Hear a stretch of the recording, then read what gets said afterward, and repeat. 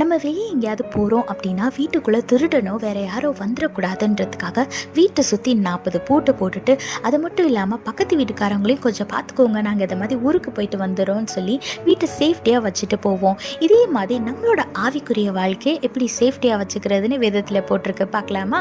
வாங்க. நீதிமொழிகள் 4:23 போட்டிருக்கு, எல்லா காவலோடும் உன் இருதயத்தை காத்துக்கொள், அதனிடத்தை நின்று ஜீவ ஊற்று புறப்படும்னு வேதத்தில் போட்டிருக்கு. ஆமாங்க, உங்கள் இருதயத்தை எப்படி பாதுகாக்க முடியும்?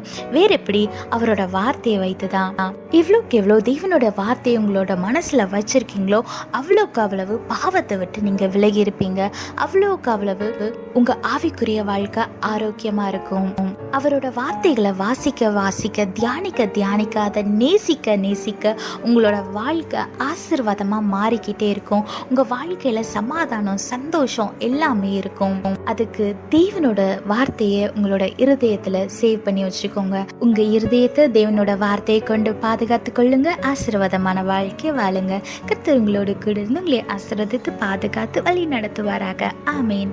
Whenever you're going out, you will lock your house and check it again and again whether it is locked properly or not. Likewise, in our life, we should protect our spiritual life.